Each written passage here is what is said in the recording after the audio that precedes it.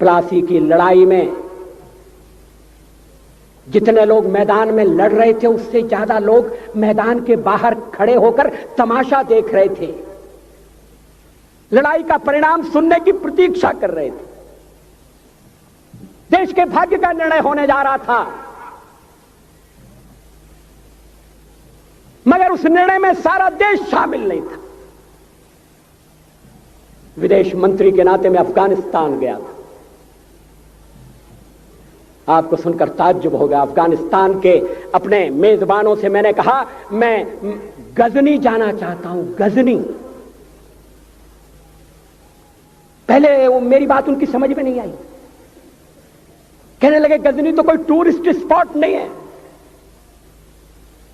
गजनी में कोई 5 star hotel नहीं है, गजनी में आप जाकर क्या करेंगे, गजनी में आप जाकर क्या देखेंगे। मैं उन्हें पूरी बात नहीं बता सकता था। मेरे हृदय में कहीं गजनी कांटे की तरह से चुभ रहा है। जब से मैंने गजनी से आए एक लुटेरे की कथा पढ़ी है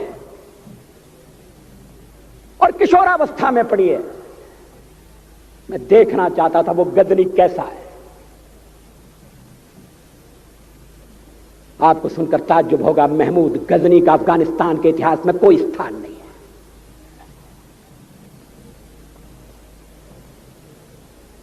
गजनी छोटी सी जगह है, छोटा सा गांव है। कल्पना करिए, सैकड़ों साल पहले वहां धूल उड़ती थी, झोपड़ियां थी, मगर एक लुटेरा लुटेरों को इकट्ठा करता हुआ सोने की चिड़िया को लूटने के लिए चला आया। आपस की फूट से जो राजा है वो लड़ेगा, जो क्षत्रिय है वो लड़ेगा। हमने समाज के बहुत बड़े वर्ग को लड़ने के अधिकार से वंचित कर दिया। हमने उन्हें हथियार नहीं उठाने दिए। मार्शल नॉन मार्शल के आधार पर हमने समाज को बांट दिया। वो लुटेरा सोमनाथ के मंदिर तक चला गया। पुजारी देखते रहे। मंदिर की पूजा भक्तों को करना पड़ती है। मंदिर तो एक प्रेरणा का केंद्र है। मैं देशपांडे जी की तरह से नास्तिक नहीं हूं, मगर उनकी नास्तिकता में भी जो आस्तिकता है मैं उसका आदर करता हूं, उसका सम्मान करता हूं। वो जिस आत्मविश्वास से नास्तिक होने की बात कहते हैं,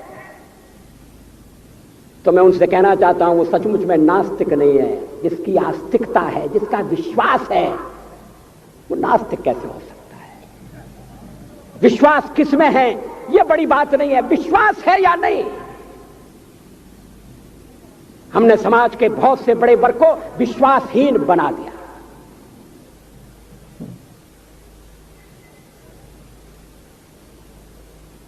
लोगों ने हथियार नहीं उठाए, वेद पढ़ने के दरवाजे बंद कर दिए। इसलिए हम पादाक्रांत हुए। अफगानिस्तान में मैंने एक बात और देखी। मुझे जिस होटल में ठहराया गया उसका नाम था कनिष्क। अफगानिस्तान एक मुस्लिम देश है। मुझे बड़ा ताज्जुब हुआ। मैंने कहा कनिष्क यहां कहां से आया? तो मेरे साथ अफगानिस्तान के विदेश मंत्री थे। मैंने कहा कनिष्क आपका कौन लगता है? कनिष्क से आपका क्या संबंध है? कहने लगे कनिष्क हमारा पूर्वज है, कनिष्क हमारा पुरखा है। He was one of our forefathers। मैंने कहा तब तो हमारे आपके पुरखे एक हैं। अफगानिस्तान के लोगों ने उपासना पद्धति बदली है, संस्कृति नहीं बदली। आज के भारत के परिवेश में यह सुनने के बाद थोड़ा विचित्र लगता है। हमारे यहां तो धर्मांतरण के साथ राष्ट्रांतरण होता है, ऐसा दृश्य दिखाई देता है। पड़ोसी देशों में ऐसा नहीं हुआ। अभी राम जन्मभूमि का मामला चल रहा है। एक विदेशी आए, कहने लगे राम जन्मभूमि का क्या झगड़ा है? हमने कहा इस पर विवाद हो रहा है कि श्री राम कहां पैदा हुए थे, और जहां पैदा हुए थे वो स्थान उनके मंदिर के लिए प्रयुक्त किया जाए या न किया जाए। वो इंडोनेशिया से आई थी, वो मुसलमान है। कहने लगे हम तो समझते थे कि राम के लिए सारे भारत में आदर होगा, सम्मान होगा। हमने कहा ये आपने कैसे समझा? कहने लगे आप तो इंडोनेशिया आ चुके हैं, इंडोनेशिया में बहुत से लोगों ने इस्लाम स्वीकार कर लिया, मगर श्री राम को विस्मृत नहीं किया, श्री राम को भुलाया नहीं। इंडोनेशिया के बाली द्वीप में 1 महीने रामायण की लीला होती है। मैं उस समारोह में जा चुका हूं। उस समय भी विदेश मंत्री मेरे पास बैठे थे। मैंने कहा ये रामायण ये क्या हो रहा है? मैंने कहा एक्सीलेंसी ये मंच पर क्या हो रहा है? कहने लगे एक्सीलेंसी आपको पता होना चाहिए। हमने कहा मुझे तो पता है मगर मैं जानना चाहता हूं। कहने लगे ये रामायण है, ये राम है, ये लक्ष्मण है, ये सीता है। हमने कहा इनसे आपका क्या संबंध है? आप तो मुसलमान हैं। कहने लगे हमारा संबंध बहुत पुराना है, हमारा तब का संबंध है जब हम मुसलमान नहीं हुए थे। थाईलैंड की राजधानी अयोध्या कही जाती है। थाईलैंड के राजा को आज भी राम कहा जाता है।